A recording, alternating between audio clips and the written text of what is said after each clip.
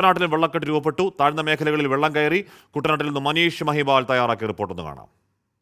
ആയിട്ടുള്ളൂ. ഞാൻ നിൽക്കുന്നത് കൈനഗിരി പഞ്ചായത്ത് 5-ാം വാർഡിൽ ചാലേച്ചിറ എന്ന ഭാഗത്താണ്. ഇവിടെ ഈ വീടിൻ്റെ അവസ്ഥയാണ് ഏകദേശം 200ഓളം വീടുകൾക്കുള്ളത്. ഇന്ന് രാവിലെ മുതൽ ഈ മഴ പെയ്യുന്നതിന് മുൻപ് ഇവിടെ വെള്ളമില്ലാത്ത അവസ്ഥയായിരുന്നു. പക്ഷേ ഈ വീടിൻ്റെ അവസ്ഥ അതുപോലെയാണ്. ഈ ഏകദേശം കൈനഗിരി ഈ 5-ാം വാർഡ് ചാലേച്ചിറയിൽ 200ഓളം വീടുകളിലേക്ക് ഈ രീതിയിൽ വെള്ളം കയറി തുടങ്ങുകയാണ്. ഇനി വരുന്ന മണിക്കൂറുകളിൽ കൂടുതൽ വെള്ളം കയറിയാൽ ഇവിടെ 200ഓളം വീട്ടിൽ താമസിക്കാൻ പറ്റാത്ത അവസ്ഥയാണ്. അത്രത്തോളം വെള്ളം വന്ന് നിറയുന്ന അവസ്ഥയിലേക്ക് എത്തും എന്നാണ് ഇവിടെയുള്ള ആളുകൾ പറയുന്നത്. ആഹാരം കഴിക്കാൻ പോലും സ്ഥലമില്ല.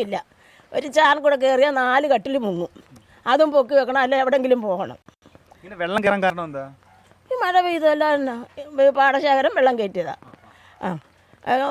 അത് പിന്നെ മഴയായിപ്പോയി, അങ്ങ് വെള്ളം കയറി, അത്രയേ ഉള്ളൂ. ഈ ചാലേച്ചിറയിലുള്ള പല വീടുകളിലുള്ള ആളുകളും വലിയ ആശങ്കയിലാണ്. വരുന്ന മണിക്കൂറുകളിൽ മഴ ശക്തമായാൽ ഏത് രീതിയിലേക്കാവും പോവുക എന്ന അറിയാമല്ലാത്ത അവസ്ഥയാണ്. കൃഷി ഉപേക്ഷിച്ചെങ്കിലും ഈ പാടത്ത് വെള്ളം കയറി വീടുകളിൽ വെള്ളം കയറാതിരിക്കാൻ വേണ്ടി കർഷകരുടെ ചെലവിൽ നമ്മൾ ഇവിടെ പമ്പിങ് നടത്തി വെള്ളം പറ്റിച്ചിട്ടിരിക്കുകയായിരുന്നു. ഇപ്പം നമ്മുടെ പ്രശ്നം എന്താണെന്ന് വെച്ച് കഴിഞ്ഞാൽ പമ്പിങ് നടത്താനായിട്ട് നമ്മൾ റെഡിയാണ്. പാടശേഖരം പമ്പിങ് നടത്താൻ റെഡിയാണ്. പമ്പിങ് ലേലം നടത്തി പെട്ടിയും പറയും എല്ലാം ഉറപ്പിച്ചു റെഡിയാക്കിയിട്ടിരിക്കുകയാണ്. കണക്ഷൻ കിട്ടാത്തതാണ് നമ്മുടെ ഏറ്റവും പ്രധാനപ്പെട്ട വിഷയം.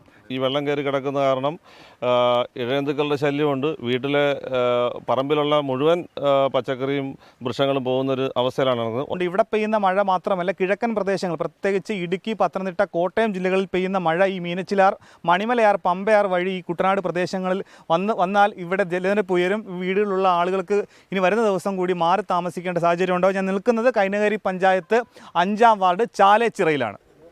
ഓക്കെ, മനീഷ് മഹിബാലാണ്. കുട്ടനാട്ടുകാർക്ക് വെള്ളപ്പൊക്കം ഒരു പുതിയ കാര്യമൊന്നുമല്ല. എല്ലാ തവണയും ഇത്തരത്തിൽ മഴ പെയ്യുമ്പോൾ തന്നെ അവരുടെ ജീവിതം അത്തരത്തിൽ ഡിസൈൻ ചെയ്തതാണ്.